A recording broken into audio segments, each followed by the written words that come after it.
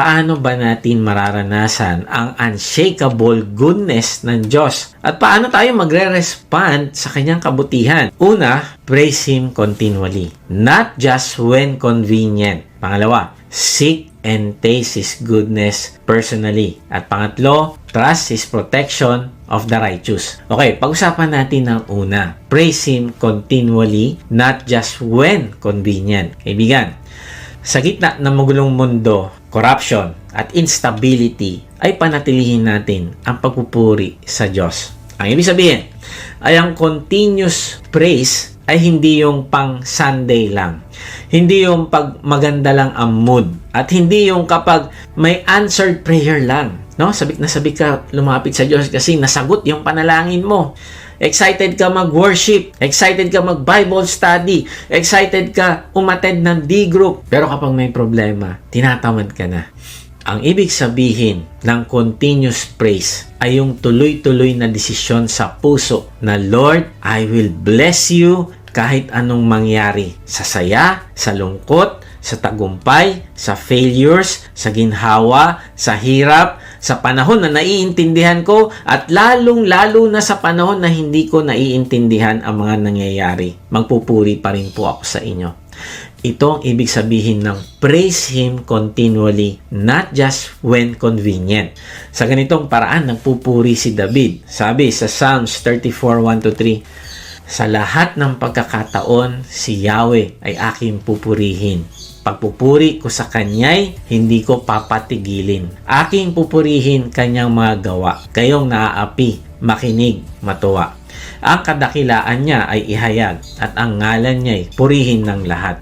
Grabe, no? Sabi niya, sa lahat ng pagkakataon. Ang ibig sabihin, para kay David, hindi maaapektuhan ang kanyang pagmamahal sa Diyos. Ang sabi niya, sa lahat ng pagkakataon, mabuti, masama, maginhawa, mahirap, sa lahat ng pagkakataon. Ang sabi niya, hindi ako titigil sa pagpupuri sa iyo. Hindi maaapektuhan ang kanyang pagpupuri sa Diyos ng tagumpay man o kabiguan man o kahit ano. Basta ang nasa puso at isip niya ay magpuri ng tuloy-tuloy. Sabi niya, ang pagpupuri sa kanya ay hindi ko pati tigilin. Grabe, ang resolution niya na ito, very intentional. Sa lahat ng pangyayari ay tuloy-tuloy akong magpupuri sa Diyos kahit anong mangyari. Walang makakapigil sa akin. Noong isang araw ay may nagsabi sa akin na nawawalan siya ng gana na lumapit sa Diyos. Siguro marahil dahil sa kanyang kalagayan ngayon na totoo namang mahirap at naiintindihan ko yon. Pero ang sabi ko sa kanya, ang ibig mo bang sabihin ay nawawalan ka ng gana na lumapit sa Diyos na nagmahal sa iyo ng walang kondisyon? Nawawalan ka na ng gana na lumapit sa Diyos na nagpakasakit sa krus para bayaran ang iyong kasalanan at makapiling ka niya bilang kanyang anak? Nakakalungkot kasi minsan may gana lang tayo lumapit at magpuri sa Diyos kapag smooth ang buhay at walang problema. Pero hindi natin na-realize na ipinakita na ng Diyos yung kanyang pagmamahal sa atin doon sa krus. Noong tayo ay makasalanan pa, ganyan kabuti ang Diyos. Aalalahanin lang natin ito kapag dumadaan tayo sa challenges ng buhay.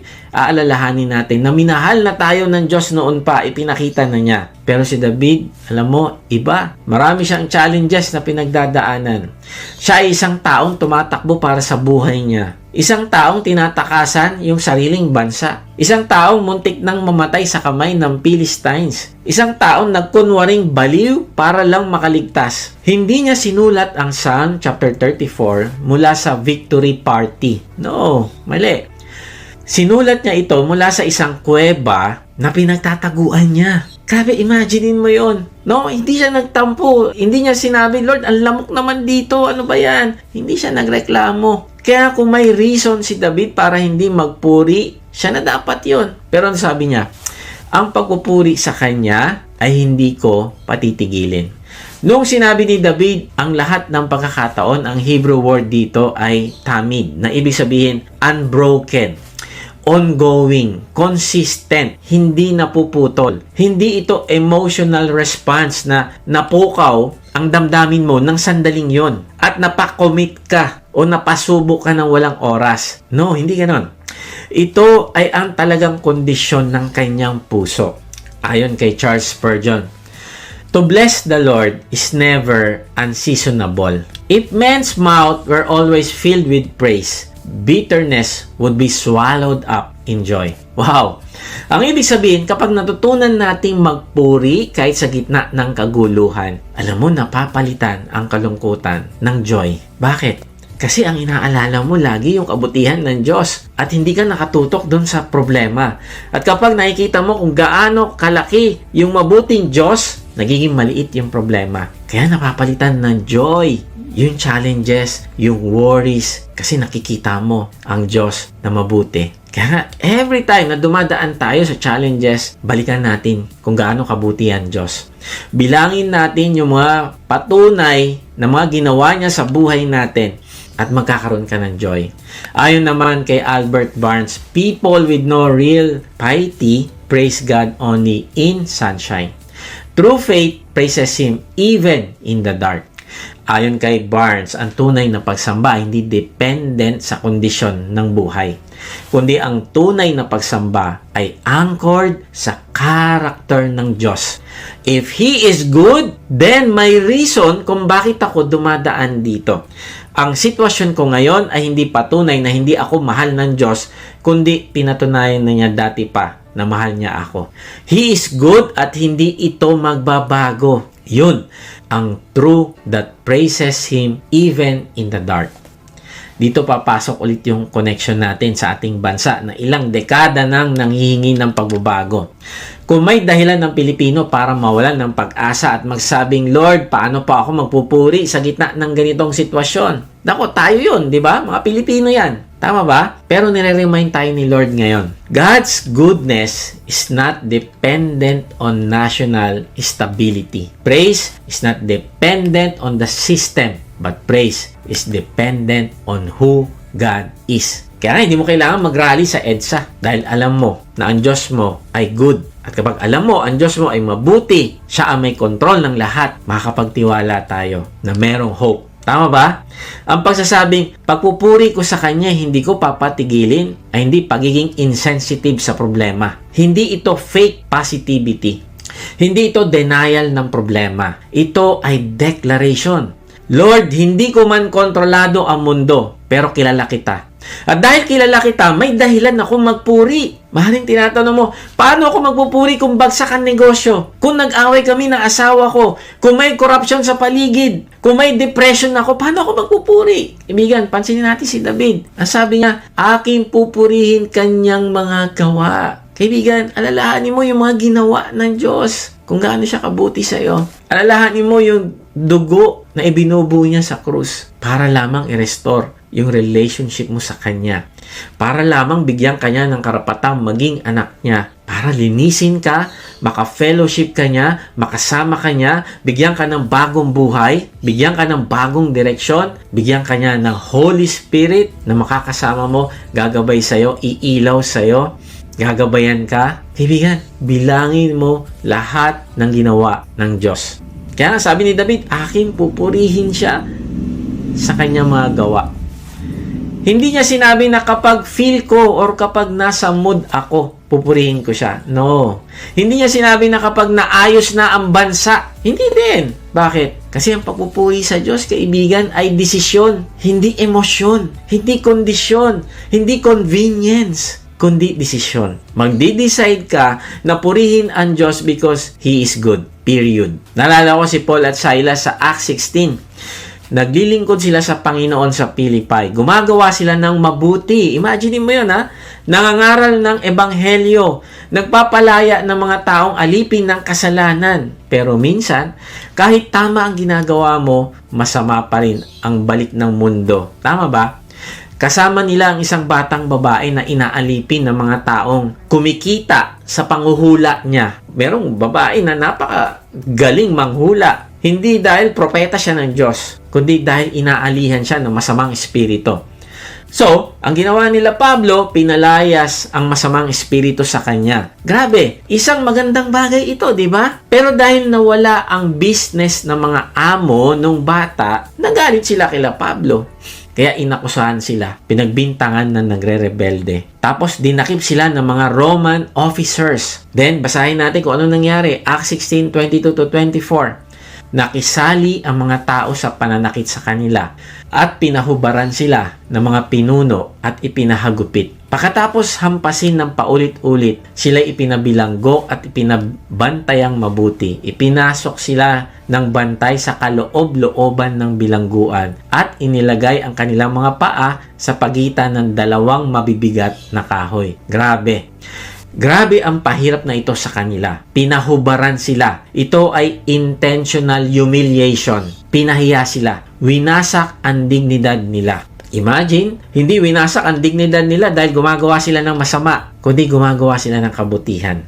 And minsan tayo, isipin natin, minsan, tanungin natin, nagre-reklamo ba tayo dahil minsan ginagawa naman natin yung mabuti. Lord, nagba-Bible study naman ako. Lord, nag-aaral naman ako ng iyong salita. Lord, nagbibigay ako ng aking tithes. Lord, nag-i-invite naman ako ng mga naliligaw sa church. Lord, tumutulong naman ako sa aking kapitbahay. Pero bakit ganito yung nangyayari sa akin? Lord, hindi ko deserve ito. Kaibigan, ito yung katotohanan.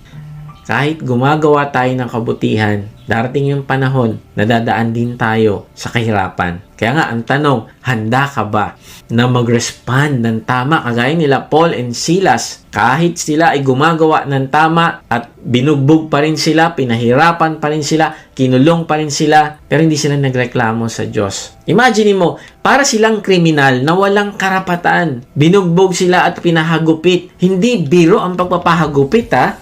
Ito ay mabigat na stick na kayang magdulot ng fracture at internal bleeding sa'yo. Hindi ito magaan na palo lang na parang pinapalo mo lang ng konti yung anak mo. No. Ito ay matinding pagbubugbog. Tapos inilagay ang kanilang mga paa sa pagitan ng dalawang mabibigat na kahoy. Ito hindi gaya ng posas sa panahon ngayon, kundi yung dalawang legs nila pupwersahin na paghiwalayin at ilak sa masakit na posisyon. Pwedeng mag-cramp ang buong legs mo ng matindi. Ito ay torture sa kanila. Hindi lang yon. Ano pa yung ginawa sa kanila? Sila ay nilagay sa pinakakaloob-looban ng bilangguan. Walang ilaw, walang ventilation, walang comfort, amoy ihi, amoy lupa, basang sahig, malamang may daga, may pupo, may sigawan pa ng ibang preso, walang security, walang abogado, walang trial, walang human rights, walang freedom. Hindi nila alam kung ilang araw sila doon. Hindi nila alam kung mabubuhay pa sila. Walang pag-asa. Grabe. Tinanggal ang lahat sa kanila. Pero may isang bagay na hindi kayang tanggalin sa kanila. Ang kanilang faith o pananampalataya. Kaya tingnan mo kung anong ginawa nila sa Acts 16:25.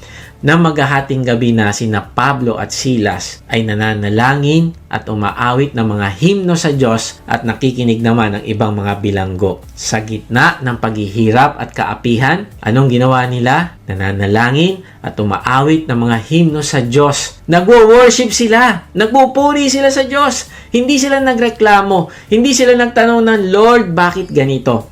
Hindi sila nag-self-pity. Hindi sila nag-cancel kay Lord. Hindi sila sumuko. Hindi sila nag-blame ng ibang tao. Kundi nagpuri sila. Hindi sila naghintay na araw ng kaginhawahan bago magpuri. Tsaka na tayo magpuri pag medyo ayos na yung kapaligiran o ayos na yung kalagayan natin. No, hindi.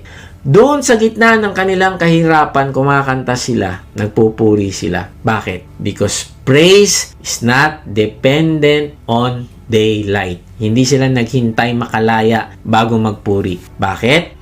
Because praise is not dependent on situation. Hindi sila naghintay ng miracle bago magpuri. Bakit? Because true praise does not react to miracles, but it invites miracles. Kaibigan, minsan tayo, Lord, bigay mo muna bago ako magpuri. Pero sina Paul at Silas, Lord, magpupuri ako kahit wala pa. Kaya kung gusto mo ng miracle, kaibigan, praise Him continually, not just when convenient. Tuloy natin sa Acts 16:26. Walang ano-ano'y lumindol ng malakas at nayanig, pati ang mga pundasyon ng bilangguan.